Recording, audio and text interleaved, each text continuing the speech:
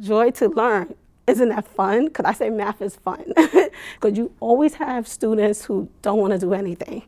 But if you sit this in front of them, a video, I know for a fact that they will sit down and look at the video and might ask me questions or might take that tune and translate it into the beat that they might understand. This isn't something I can take to the tech person in my school. Joy2Learn is completely free of charge, and it was created really as a way to support public education, to engage every student, meet all of their needs. Sometimes some of the hardest students to reach really connect with the arts in your classroom. That's what I found teaching. It was a really meaningful way for me to connect and establish a relationship, a rapport with every kid in my classroom, to get them involved in subject matters that they might not otherwise immediately connect with, be it math or science, and really sort of dive into that inquiry approach of learning. Sort of the bones of what Joy2Learn is, it's a website. There's an online library of 6 e-presentations. And so these 6 e-presentations follow 6 different artists. And each presentation is broken up. It has teacher resources, there are lesson plans, there are activities, keywords, vocabulary words to pull out from it, and then chunked up videos, which I find amazing for lesson planning. Because you're not looking at an hour-long segment. You literally have these clips, each about like 1.5 minutes in length, that you can pull and sort of configure how you want to. So you can think of it either as like, okay, today I'm going to do this in-depth lesson on Richard Serra, or every week I'm going to do another 2-minute clip and kind of draw it out as a longer study.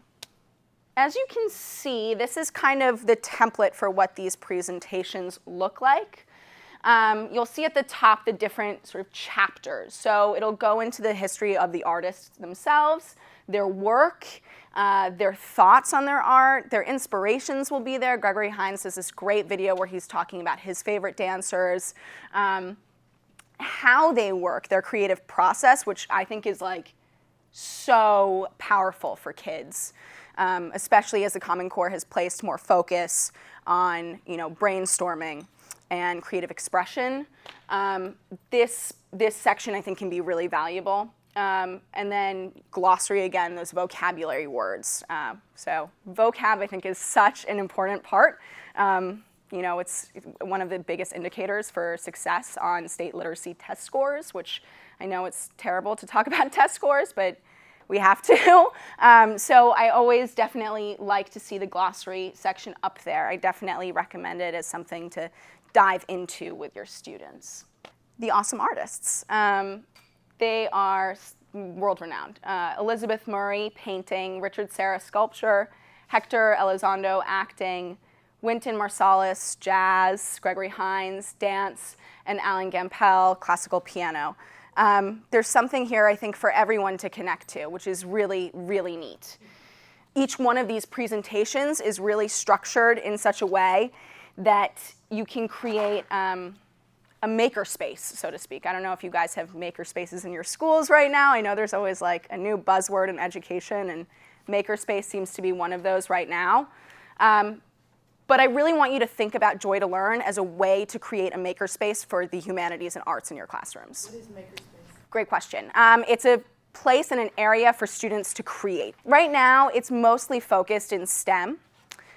So it'll be like a Lego center or a robot building area. Place for them to collaboratively problem solve and approach questions in a more sort of hands-on making kind of way. So the way that I love humanities makerspaces, it can be, you don't need as much funding for it. I mean, Lego spaces or robot spaces are expensive and hard to access. This can look anything from like students creating their own academic rhymes and having like a hip-hop makerspace, like connected that way, or dancing out a interpretation, writing their own plays after going through the Hector Elizondo stuff, really sort of getting them to push to that higher level thinking and really create the content, which I think is awesome. So Joy2Learn for teachers. I want you to really think about this as a supplement to your curriculum, no matter what your curriculum is. This is just going to be a great resource, again, to just engage kids in content that might otherwise be a little bit hard to access. It can be front of classroom, so exactly like I'm in front of classroom right now, or you can really use it one-to-one or small group instruction. Again, like the website is free and open to everyone. That includes students, which I think is sometimes something that is overlooked. Students can access this on their own. You could set it up as a center in your classroom, have it as a technology resource one day, depending on, of course, on what your tech setup looks like. I know that can vary so much school to school. But it's also great for small group instruction. I mean, just pulling those kids, talking about it, again, having that like maker space, having kids collaborate to like create a sculpture, a smaller model scale of what one of Richard Serra's, right? Then you're talking about proportions in math. You're talking about angles. You're having them really like create something that can be so engaging and awesome rather than just a multiple choice quiz. And you can then take that sculpture and really assess their mastery of the standards. So I want you to think about it that way, which then is also, of course, project-based learning, which I know is a pretty huge push right now in New York City schools.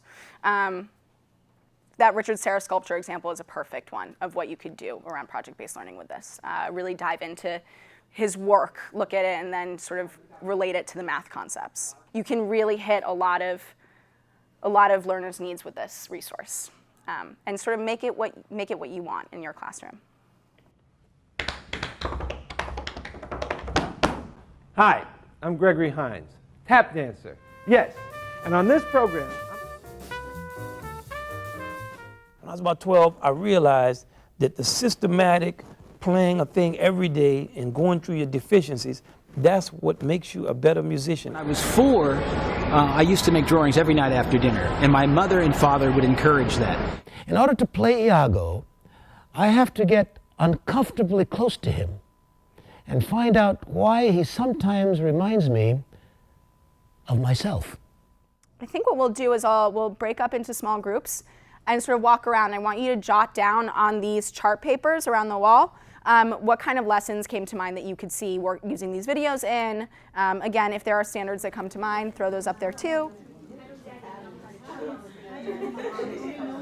From the short clip that we saw, you don't really get a full sense of how it is that he comes up with his creation. And so there'll be a lot of questions that the kids would want to ask in order to understand better what it is that he's doing. You can show students and say, is this art? You can even bring up the whole question of what is art. Like what is art? I mean, how do you? What do you consider art when you look at something like this? Yeah. And why? Why is it considered Why is this art? in a museum? Why is it considered art? Is it because there's some conceptualizing of critical thinking going on here? Yeah. Or even the process? Because the process, the thinking process, the process of actually creating that piece or putting that piece specifically on that wall in the angle that it was, what was the actual process? What is the art, so-called art part of this piece of work? Just to draw this out. Well, for me, it's like, how can you deconstruct reality with him? Because it is a deconstruction of reality and realism. Because it's, This will be very good for students. I saw other teachers' posters in classroom. Let students do the thinking about their writing process.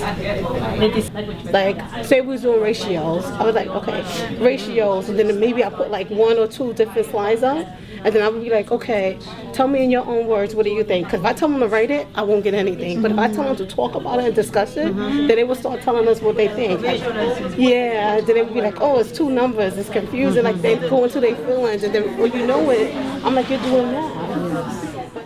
Try to connect the piece of work to students' emotions. That usually always how it's most powerful.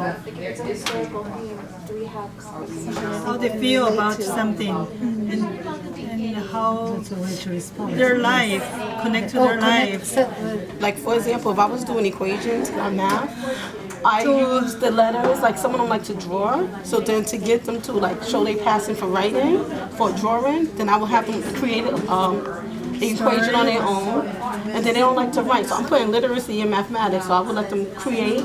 I would use that in a reading response. When I read a story, the respond in different ways. Someone draws the picture, and someone analyzes the character, someone draws the setting. And then it brings it together, and then I call it a project. And that's the knowledge. And our friend Hector Emondo, I fell in love with him, with Pretty Woman, his acting, his technique. He was just like so inspiring. Again, I'm like, it was just a movie, but he was so inspiring with letting you know you can do anything. And then to hear him talk. So several things that happen in elementary classroom. You could talk about narrative.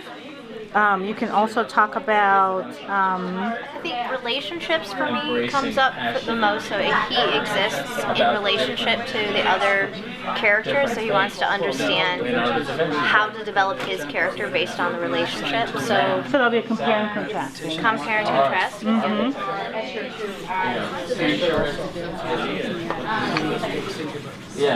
And of course, supporting it with details. That would be a standard. And support with details.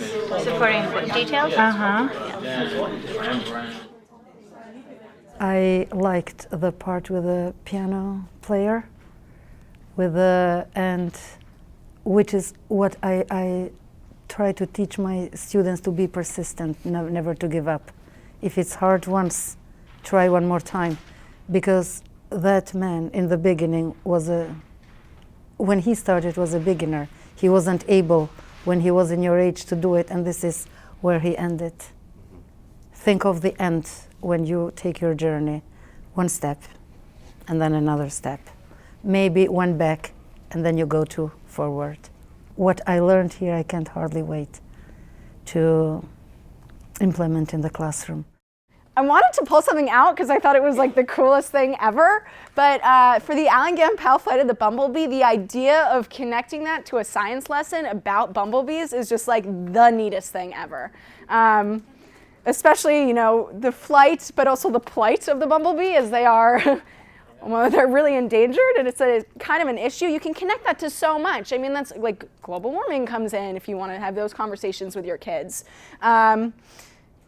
The importance of like organic food. There's a ton of stuff and content that is just so reachable through this lens that I just think it's really neat. Sometimes there are principals, unfortunately, who do really drill, like everything has to be ELA and math all the time. This is a great way to still kind of appease that voice, but give students something that is really necessary and enriching for them. At the Richard Serra poster, I was talking with one group who had this brilliant idea of doing an inspiration walk and really sort of just like using your classroom environment, giving kids a clipboard, a piece of paper, a pencil, walking around and like looking at an object in a way. It could just be, we were saying it could be a table, and just seeing how each kid sees a table differently, the kinds of detail they put into it can really be such a window into how they're interpreting everything. And it might be the way that you reach some kids that maybe was harder before. I want to release you guys into the world, so to speak, give you guys each a computer, let you explore the resource. I want this to be really open for you. If you want to collaborate with people, collaborate. If you want to work alone, alone. Do whichever presentation you want. Gregory Hines, Wynton Marsalis, Alan Gampel, Richard Serra, just really explore the resource. Never stayed in the lines, only liked to draw, liked to make her own books. Didn't have crayons. I would like to stay in her line. Okay, let's go. Oh yeah. I do want to quickly see if anyone has some ideas that they want to share about how they would use one of these resources. Like a maker table or like a community art table, because usually in my room I have a table, but I didn't know it was a maker table, but I call it my community art table. So if I have a few kids in the room who are misbehaving and they don't want to do the project that I'm doing, I can send them there to create something while we're doing something else, which is a form of differentiation. Absolutely. Oh my gosh, yes. I love that you already have a maker space table in your room. That's amazing. Anyone else? Yeah, sure. You made my day. Oh, okay, gosh. I'm gonna tell you why. I work after school. I'm the art teacher for after school, and I've been focusing on artists. I could bring this in. I have lesson plans. I have all this information. You gave me so many lessons right now that I can use. Oh, I'm so glad. Yeah. That's exactly what we want to hear.